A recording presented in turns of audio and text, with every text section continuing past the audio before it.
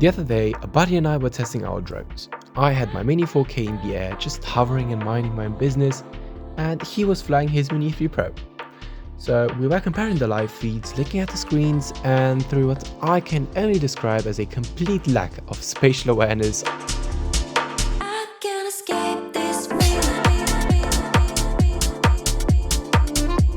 that little incident perfectly sets up what we are talking about today. The DJI Mini 4K versus the DJI Mini 3 Pro.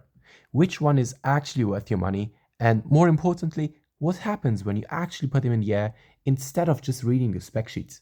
And I'll be honest upfront, if you are looking to get into drones, it's a serious financial commitment. Just so you know. Let's start with the physical design, build quality and durability, because this is where our mid-air collision makes perfect sense. The DJI Mini 4K shares its body with the older Mini 2. It is boxy, compact and highly integrated. The camera gimbal is tucked underneath the top shell, forming this protective little cave for the lens. The folding arms are relatively short and very rigid. The Mini 3 Pro on the other hand represented a massive design shift for DJI. The arms are longer and slimmer to accommodate larger propellers. The front arms fold out differently, but the biggest change is the nose. The front shell is gone, leaving the camera and gimbal completely exposed at the front of the aircraft. It is perched out there like a hood ornament. This redesign was necessary to allow the gimbal its new range of motion, which we will talk about in a second, but it creates a vulnerability.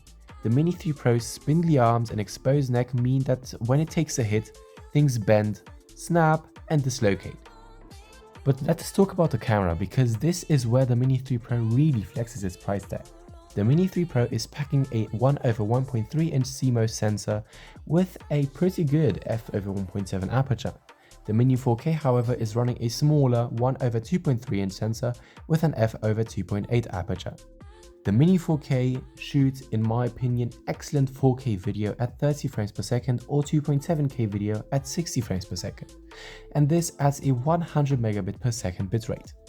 In broad daylight, the footage is incredibly crisp, beautifully saturated and looks highly professional, but because of the smaller sensor and tighter aperture, you have to work with the camera, not against it. If you point the Mini 4K directly into a blazing sunset, the shadows under the trees are going to turn into crushed, noisy black pixels. It simply does not have the dynamic range of the 3 Pro. But here is the objective truth. If you just turn the drone around and let the sunlight your subject from behind the camera, the Mini 4K footage looks identical to the naked eye. You just have to be a smarter pilot to get the most out of it. The other massive advantage of the Mini 3 Pro camera is the new gimbal. That exposed design I criticized earlier allows the camera to tilt upwards at a full 60 degrees. If you're flying under a bridge or looking at up a skyscraper, you can get shots that the Mini 4K literally cannot physically achieve, because the 4K's camera gets blocked by its own plastic housing if it looks up too far. Now let's talk about flight performance and handling.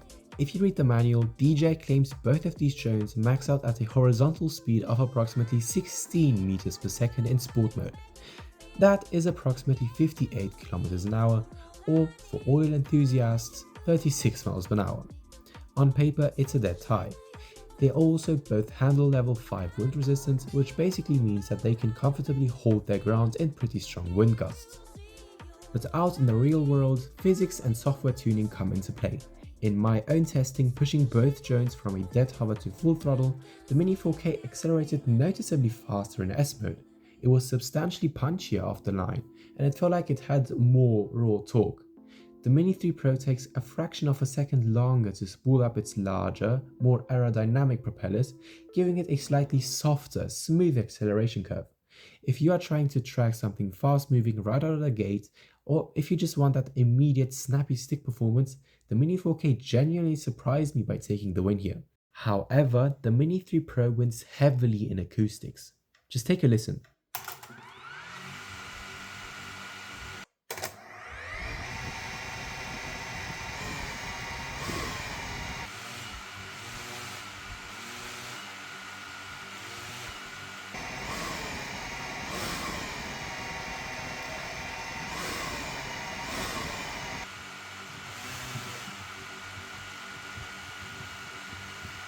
It's just so much more quiet than the Mini 4K.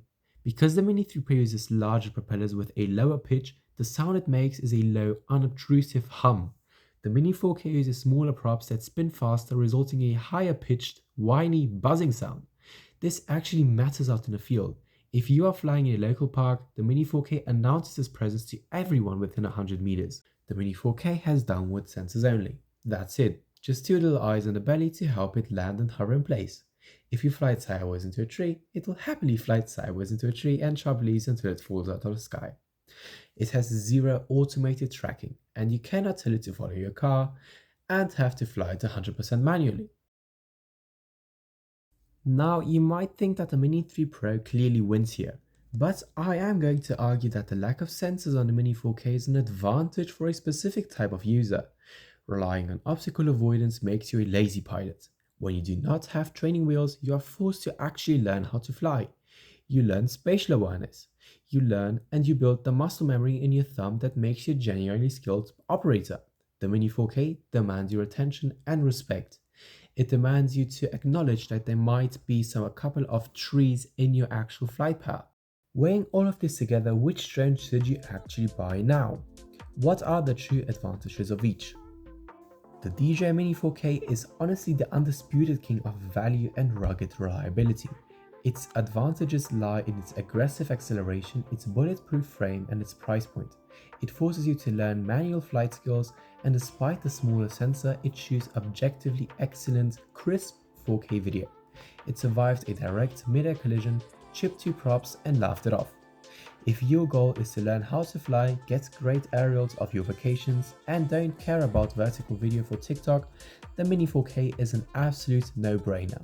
It is a workhorse. The Mini 3 Pro is a creator's scalpel. Its advantages are purely technological. It has a wildly superior camera sensor that thrives in low light. The 10-bit color profile gives you massive flexibility in editing. The physically rotating gimbal for true vertical video saves you hours of cropping and formatting. It is stealthy quiet, and the obstacle avoidance combined with active track opens up dynamic tracking shots that you simply cannot get alone with the 4K. If you are doing real estate, making content for a brand, or filming yourself in the action, the Mini 3 Pro is the tool for the job. Whichever one you choose, the most important thing is to actually use it. Don't just tell yourself you're going to fly it everywhere. Buy it, fly it twice in the backyard, and then just let it sit in a closet to die. Get over the initial anxiety of putting it in the air. Go to your local landmark, go shoot a sunset in your city, understand the conditions dictate the footage. A hazy, gloomy day is going to look gloomy no matter how much you spent with a drone. Work with the light.